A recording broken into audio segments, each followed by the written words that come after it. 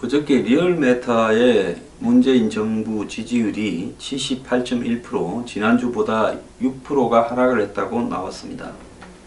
그런데 어제도 또 지지율 하나가 나왔는데요. 쿠키뉴스.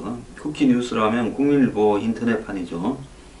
쿠키뉴스가 이렇게 조사한 데 따르면 조원 CNI가 조사 발표한 여론조사에서 74.6%가 잘하고 있다고 이야기를 했습니다. 지난 23일 날도 이 쿠키뉴스가 조사한 적이 있었는데요. 그때 지지도는 81.3이었습니다. 그러니까 6.7%가 하락을 했습니다.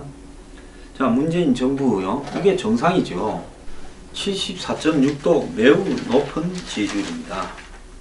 취임 초에 이런저런 소통 탈권위 행보와 이전 정권과는 반대되는 행보로 높은 지지율을 구가를 했고, 또 취임 이후 지금 한 달이 되어 가고 있는데, 사실 이전에 박근혜 정부 같은 경우에는 취임 한 달 동안에 지지율이 상당히 폭락을 했습니다. 그런 부분에 비하면 높은 지지율이 유지되고 있다고 볼 수 있습니다. 박근혜 정부 취임 한 달 후 지지율이 44%였습니다. 이런 부분과 비교하면 지지율 관리를 무난하게 잘한다고 볼 수 있지요.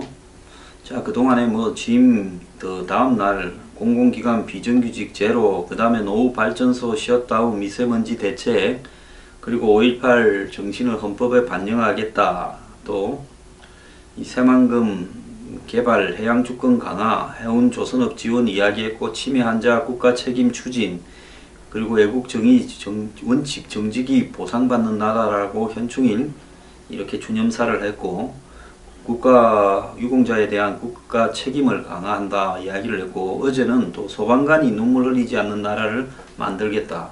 이런 부분에서 나름대로 감성적 코드에 기반해서 또 국민들이 이렇게 원하고 있는 이런 부분들을 이렇게 달래는 부분에 대한 전략은 적중을 했습니다.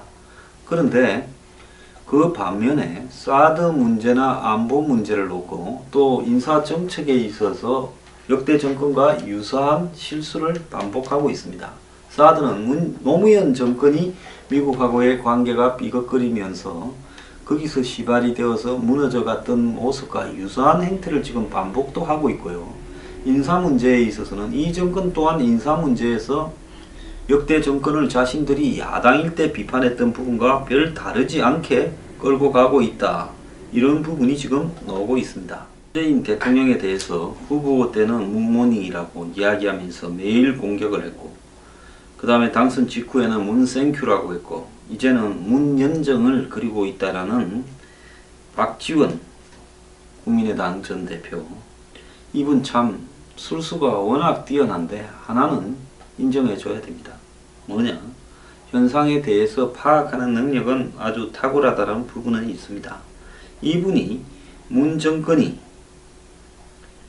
태풍은 강하지만은 길지 않고 태풍으로 파괴된 것들도 반드시 복구된다 라고 이야기하면서 산들바람은 불지만 봄날은 간다라고 이야기를 했으며, 당장 7가지 악재에 직면해 있다고 말을 했습니다. 태풍은 가지요. 1년 내내 태풍이 불면 그 땅이 어떻게 살겠습니까? 그리고 봄은 가고 여름이 오고 겨울은 오게 돼 있습니다. 문재인 정부 필연적으로 지지율은 머지않아 내려가는데 그 머지않은 시점이 얼마나 빠르느냐에 달려 있는 거죠.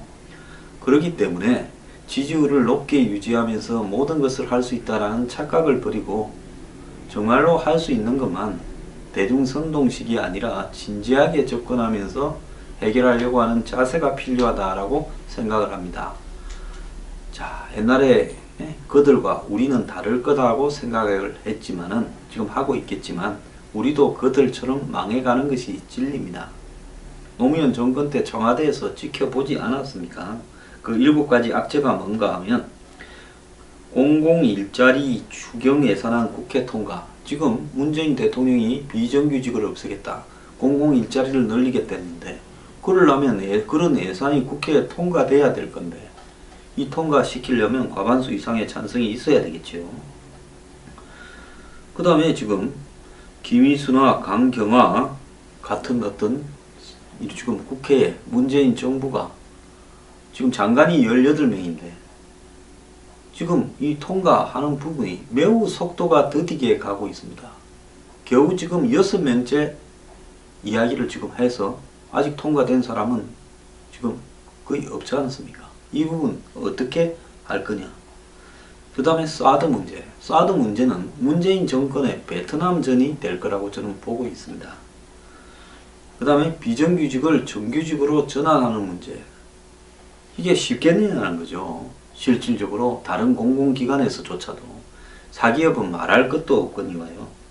그 다음에 최저임금을 2020년까지 10,000원을 인상한다는데 최저임금이 10,000원이 되면 편의점 주인들이 한 달에 200에서 250 정도 버는데 최저임금이 10,000원일 것 같으면 내가 편의점 문 닫아버리고 나도 알바로 뛰겠다라고 이야기를 하고 있습니다. 자, 최저임금 10,000원이면 하루에 8시간 뛰면 80,000원입니다. 그러면 한 달을 안 쉬고 뛴다 하면 2,400,000원을 버는 겁니다. 그리고 이 문준용이 지역 비리고, 자, 문준용은 문 대통령 당선 직후에 언론에 나와서 인터넷 게임 개발자로서 자기 역량을 과시했는데요. 그리고 자기를 음해한 사람을 그냥 두지 않겠다라고 말을 했는데 차라리 선거 때 안 나왔으면 선거 뒤에도 안 나오는 게 상식이지 뭐 때문에 나와가지고 인터넷 게임 개발한다라는 이야기까지 또 하고 쏙 들어갔는가 참 이해가지 않습니다. 그 다음에 홍준표 기구 이제 앞으로 자유한국당의 강성 또 등장할 가능성이 있다 이거겠지요. 자, 이런 상황에서 문재인 정권이 제대로 굴러가려고 이렇게 하는 부분이 녹록하지는 않다라는 겁니다. 자, 지금 지지율이 70%대로 떨어지는 데는 사드 보복 누락과 관련해서 지지율 변화에 영향을 끼쳤다. 또 더 나아가서 지금 인사 문제와 관련해서 나오는 사람들의 웃기는 행태들이 그런 문제를 이렇게 이 문재인 정권도 해결하지 못하구나 라고 이렇게 보여주고 있다는 겁니다. 자, 근데 문재인 정부가 초창기에 보였던 이 신선한 소통 탈원이 그리고 국민들에게 다가가는 모습 그리고 스토리 있는 인사 그리고 각종 정책 발표 이런 것들이 대통령으로서 국정 수행의 본질은 될 수 없다는 거죠. 본질과 비본질이 있습니다. 비본질을 가지고 본질을 덮을 수는 없는 겁니다. 일단 경제가 한마디로 국민의 먹고 사는 문제를 해결해야 되고 안보가 튼튼해야 된다는 겁니다. 이 부분에 대해서요. 지금 두 가지 다 불안해지고 있는 요소가 있다는 겁니다. 경총회 부회장 김영배 씨가 정규직 비정규직을 좋다 나쁘다라고 봐서는 안 된다고 말했다가 청와대와 국정기획위원회가 양극화의 당사자가 반대하라고 면박을 주었습니다. 역대 대통령은 인수위 시절에 그리고 곧바로 재계를 만났는데 지금은 안 만나고 있습니다. 저는 이 부분은 나쁘다고는 보지 않습니다. 일정하게 거리를 둘 필요는 있다. 그렇지만은 과연 재계를 보고 비정규직을 전부 해결하라고 이야기를 하기 전에 현재 낱마처럼 꼬여있는 노동 문제, 한국노총과 민노총의 문제를 어떻게 할 것인가. 노동의 유연화를 도모하면서 비정규직을 정규직화하는 문제, 즉 동일 노동에 동일 임금을 적용을 하려고 한다면 기존에 정규직이 받고 있는 과도한 업무, 노동 생산성을 넘어가는 거기에는 정치 임금이 있다고 보고 있습니다. 이 정치 임금에 손을 대지 않고 그들은 우리 편이니까 그들이 받는 거는 손대지 않고 비정규직은 정규직 해라고 이야기를 하면 비정규직이 그냥 지금 수준 그대로 이름만 바뀌어서 처우는 그대로인데 정규직이라고 무기계약직으로 바뀌는 것밖에 더 되겠는가? 그것이 비정규직 문제의 해결인가? 그렇다면 칼은 어디에 대야 되는가? 정규직의 정치투쟁에 의한 잘못된 정치 임금이라는 거품을 걷어내야 된다.